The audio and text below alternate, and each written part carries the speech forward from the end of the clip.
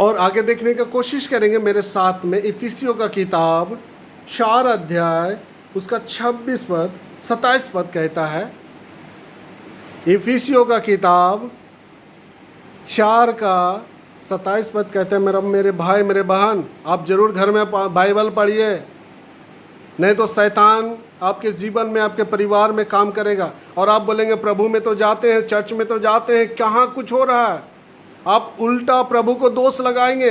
ये नहीं जानते हैं कि मेरा दोष है, हम प्रार्थना नहीं करते हैं, हम वचन नहीं पढ़ते हैं, ज़्यादा से ज़्यादा समय प्रभु के साथ नहीं बिताते हैं, जिसके कारण क्या है, शैतान हमारे जीवन में काम करता है। कैसे काम करता है आइए मेरे साथ में आप देखिए। इफिसियों का किताब 4 का 27 पद यहाँ पर कहता है, और शैतान को मौका मत दो, शैतान को अवसर मत दो कि आपके जीवन में काम करे, आपके परिवार में काम करे। शैतान का इतना मजाल नहीं है, शैतान का इतना ताकत नहीं है, शक्ति नहीं है कि ज़बरदस्ती आपके जीवन में आपके परिवार में काम कर सके। उसके पास कुछ भी नहीं है।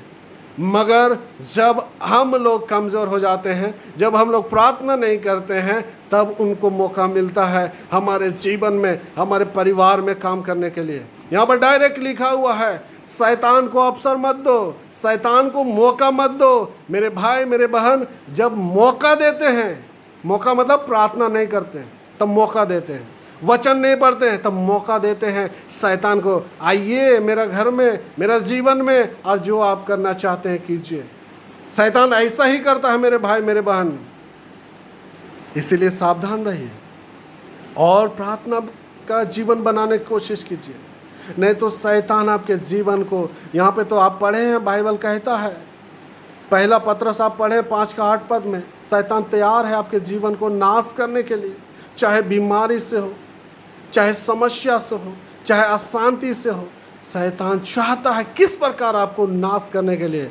जब आप नहीं प्रार्थना करेंगे तो शैतान तो चाहता है आपको नाश करने के लिए, मगर वचन कहता है यीशु मसीह आपको इसीलिए चुना, इसीलिए बुलाया नाम लेकर, आपको जीवन देने के लिए, नाश करने के लिए नहीं। आइए आगे देखते हैं और आगे देखते हैं, मेरे साथ में वचन निकालेंगे। लूका का किताब 21 अध्याय 36 पद यहाँ पर देखने का कोशिश करेंगे। लूका का किताब 21 अध्याय उसका 26 पद यहाँ पर लिखा हुआ है। सुंदर सुंदर प्रभु का वचन है मेरे भाई मेरे बहन, यहाँ पर सुंदर सा वचन है।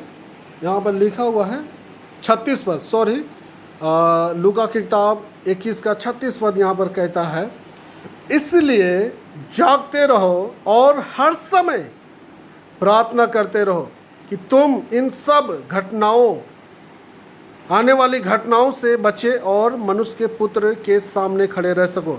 यहाँ पर सुंदर 2 बातें हैं। यहाँ पर बोलना चाहता है, जागते रहने का मतलब है हर समय प्रार्थना करते रहना।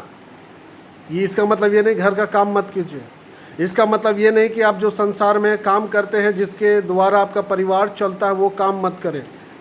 प्रभु का वचन ये नहीं कहता है। प्रभु का वचन कहता है हर समय, जागते रहने का मतलब हर समय प्रभु से प्रार्थना करते रहना है, तभी आप शैतान से बच सकते हैं। और आगे में कहता है, ताकि आने वाले घटनाओं से, आने वाले समस्या से, आने वाले बीमारी से, आने वाले उन सारे विरोध से आप बच सकते हैं। यहाँ पर बाइबल कहता है जब आप प्रार्थना करेंगे तो आने वाला समस्या, चाहे देश में हो, चाहे हमारे जीवन में हो, चाहे परिवार में हो, आने वाले घटना मतलब समस्या, अभी तो कोरोना बीमारी आया, अभी ना जाने क्या क्या बीमारी आएगा, आने वाले घटना, आने वाले बीमारियों से बच सको। हालेलुया। और आगे में क्या लिखा हुआ है, ताकि आप परमेश्वर के पुत्र यीशु मसीह के सामने, जब वो आएगा, उसके सामने खड़ा रह सको। प्रार्थना एक ऐसा हथियार है मेरे भाई मेरे बहन, कि जब यीशु मसीह आएगा, आप यीशु मसीह के सामने खड़ा रह सकते हैं। सब बोले हालेलुया। प्रार्थना एक ऐसा हथियार है, जब यीशु मसीह आएगा उसके सामने आप खड़ा रह सकते हैं, और नहीं तो कुछ नहीं होगा। कितना सुंदर प्रभु का वचन कहता है यहाँ पर 36 में, इसलिए जागते रहो और हर समय प्रार्थना करते रहो। इस आने वाले जो घटना है, जो समस्या है, जो बीमारी है, जो महामारी है, अभी तो कुछ नहीं हुआ, ये हमारे लिए और आपके लिए चेतावनी है। ये कोरोना वायरस एक चेतावनी है आपके लिए और हमारे लिए, प्रभु के लोगों के लिए, कि हम लोग सावधान हो जाए और प्रार्थना का जीवन बनाए, ताकि हम शैतान से भी बच सके और दुनिया में आने वाले हर एक महामारी से भी बच सके। और जब यीशु मसीह आएगा उसके सामने हम लोग खड़ा रह सके। कैसे खड़ा रहेंगे? जब आपका जीवन प्रार्थना का जीवन रहेगा। कौन जानता कब यीशु मसीह आएगा? जब आप प्रार्थना का जीवन रहेगा तभी आप यीशु मसीह के सामने जब आएगा उसके सामने आप खड़ा रहेंगे, नहीं तो नहीं होगा मेरे भाई मेरे बहन। इसलिए हमेशा आप जागते रहिए। और आगे में क्या लिखा हुआ, सुंदर सुंदर सुंदर प्रभु का वचन को देखने का कोशिश कीजिए। सुंदर एक प्रभु का वचन आपको दिखाना चाहते हैं। यहाँ पर कहता, आप पढ़ेंगे वचन तब समझ में आएगा। आप पहला पत्रस 4 का 7 पद पढ़ेंगे तो यहाँ पर कहता है, देख लीजिएगा बाइबल में, यहाँ पर कहता है, आप देखने का कोशिश कीजिएगा, 4 का 7 पद पढ़िएगा तो यहाँ पर कहता है, इसलिए परमेश्वर के अधीन हो जाओ और शैतान का सामना करो, ताकि वो तुम्हारे पास से भागेगा।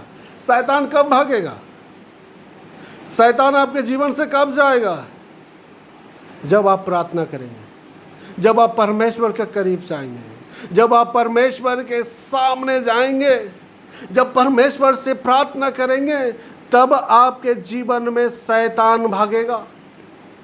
ये कोई मनुष्य नहीं कहता है, कोई फास्टर नहीं कहता है, यहाँ पर परमेश्वर यीशु मसीह का जीवित वचन कहता है। इसलिए परमेश्वर के अधीन मतलब चरणों में जाओ और शैतान का सामना करो, वो भागेगा। हमारा जीवन प्रार्थना का ही जीवन नहीं है। 5-10 मिनट प्रार्थना करते, हालेलुया, धन्यवाद धन्यवाद धन्यवाद, उसके बाद हो गया। कैसे शैतान भागेगा? ज़्यादा से ज़्यादा समय आपको प्रभु के साथ में बिताना है। यहाँ पर कहता, शैतान से सामना करो, वो भागेगा, भाग निकलेगा। भागेगा दूर की बात है, भाग निकलेगा, भाग निकलेगा। भाग निकलने का मतलब कभी भी फिर लौट कर आपके जीवन में नहीं आएगा। भाग जाएगा वो आ सकता है, मगर भाग निकलेगा इसका मतलब है वो कभी भी आपके जीवन में नहीं आएगा जब आपका प्रार्थना का जीवन रहेगा।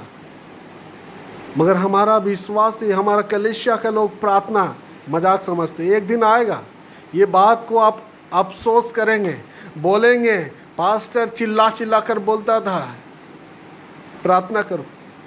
अभी आपको हो सकता है समझ नहीं आ रहा है, आपको हो सकता है मजाक लग रहा है, आप हो सकता है एक संसार का जैसा नामधारी क्रिश्चियन है, नामधारी विश्वासी है, वैसा आपका जीवन हो सकता है, मगर प्रार्थना के जीवन नहीं रहेगा मेरे भाई मेरे बहन।